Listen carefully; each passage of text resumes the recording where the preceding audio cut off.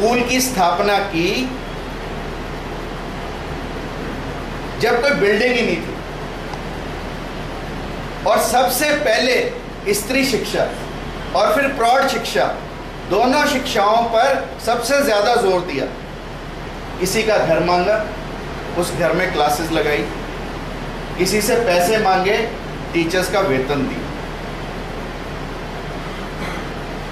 It is rare to find such an institution builder, an institution builder who had nothing with him but for the knowledge in him.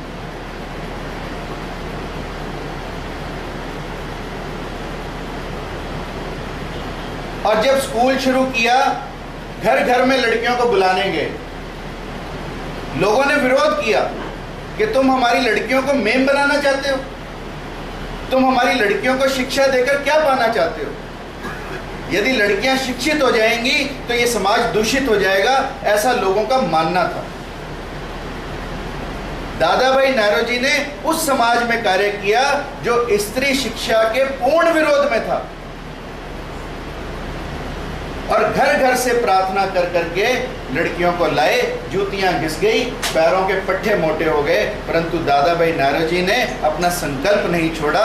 और जब school बनाया तो पहले 24 लड़कियां और फिर 44 लड़कियों की क्लास लगाई। ऐसे ही प्रौढ़ शिक्षा के लिए किसी भी समाज के उत्थान में या किसी भी समाज की उन्नति में या कभी भी समाज में कोई खुलापन आता है तो उसके विरोध में कौन खड़ा होता है? उसके विरोध में खड़े होते हैं हमारे घर के बुजुर्ग, हमारे वृद्ध। तो दादा भाई नारोजी ने सोचा कि यदि इस देश के समाज को बदलना है, यदि इस देश की मानसिकता को बदलना है, तो इस देश के बुजुर्गों को भी बदलना होगा। इसलिए दादा भाई नारोजी ने प्रौढ़ शिक्षा पर जोर दिया। घर घर से बूढ़ों को निकाल कर लाए, उन्हें शिक्षा दी ताकि उन्हें पता लगे कि दुनिया में क्या हो रहा है। And when he became the first parliamentarian to represent India in the British Parliament, he first fought from Hamburg where he lost, and then from Finsbury he won the elections and he became a British parliamentarian. Then Salisbury was another British parliamentarian. Dada Bhai Naroji बड़े गोरे थे, he was white in color, but still Salisbury chose to call him the black man. जब Salisbury ने उन्हें black कहा तो दादा भाई नारोजी ने कहा कि सूर्य घट से पानी लेता है, घड़े से पानी लेता है, नदियों से पानी लेता है, समुंदर से पानी लेता है और फिर इकट्ठा करके समाज पर लुटा देता है। बादल जब सोखते हैं तो काले हो जाते हैं, जब दे देते हैं तो सफेद हो जाते हैं। इसलिए तुम भी देना सीखो, लेना नहीं। और हिंदुस्तान से धन इकट्ठा कर करके जो तुमने जेबें भरी हैं, उनसे काला मैं नहीं, काले तुम हो। The first time a man who talked about economics in India, he said the Britishers are taking money of India outside India and then giving it back to India as a loan. ऋण दे रहे हैं britisher हमारे को, हमारा ही पैसा लेकर। पहले हमारा पैसा लेते हैं, इंग्लैंड ले जाते हैं और वही पैसा इंग्लैंड से हमें लोन के रूप में वापस आता है। He opposed it and opposed it tooth and nail. He said कि यदि हिंदुस्तानियों का पैसा हिंदुस्तानियों के उत्थान में नहीं लग सकता तो हम उस पैसे को ब्रिटेन में लाने की इजाजत नहीं देंगे। Poverty and un-British rule of India, which you just saw, was written by Dada Bhai Naroji to represent that India is being looted by Britishers. He was never opposing the British rule in India, but he said the policies of Britishers in India are wrong.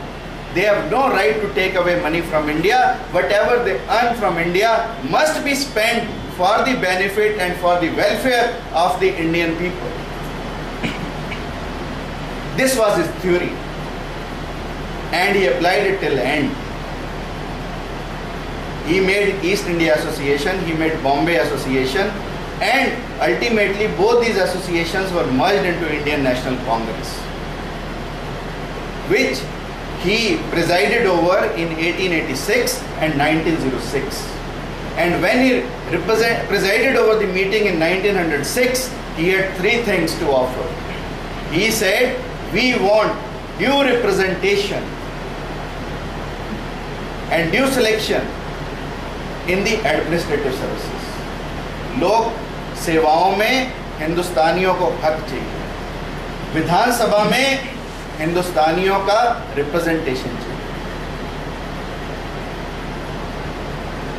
This was his vision कि जब तक हिंदुस्तानी British parliament में नहीं जाते, जब तक हिंदुस्तानी विधानसभाओं के सदस्य नहीं बनते, वो अपनी आवाज को बुलंद नहीं करता.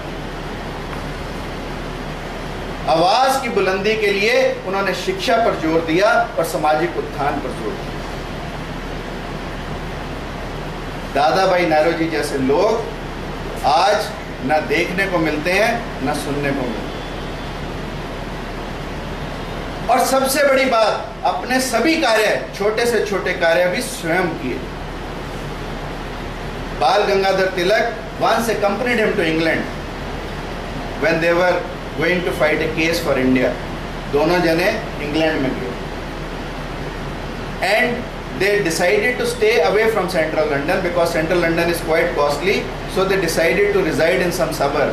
किसी साथ के, जैसे दिल्ली की बजाय रोहतक लोग आके रहने लगे, ऐसे जाके रहने लगे. एक दिन तिलक की नींद सुबह 4 बजे उठी तो देखा दादा भाई नारोजी बर्तन साफ कर रहे, घर की सफाई कर रहे. तो उन्होंने कहा कि आज नौकर नहीं आया. तिलक थॉट कि डेली ये काम सुबह नौकर करके चला जाए. तो दादा भाई नारोजी ने कहा कि मैं ही इस घर का नौकर हूं और मैं ही इस घर का मालिक हूं. अपना काम करने में कोई बुराई नहीं है, चाहे वो कितना ही छोटा काम हो.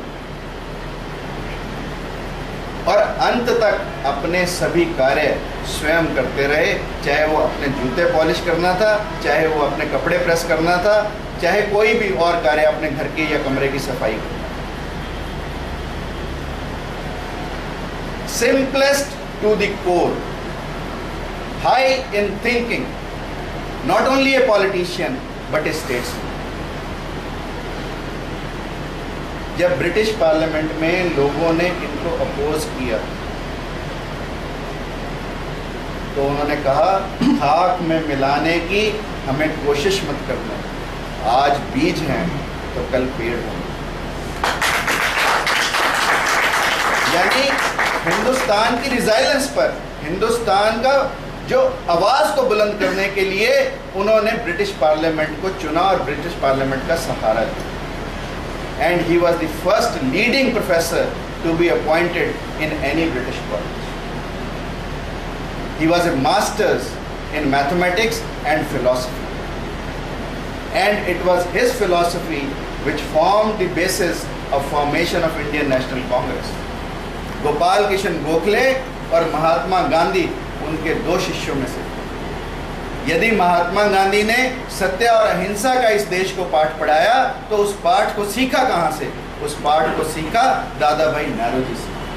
और दादा भाई नारोजी ने अपने उत्तराधिकारी के रूप में महात्मा गांधी को इस देश को दिया, जिन्होंने हमें सत्य और अहिंसा के पथ पर चलकर आज़ादी दिलाई.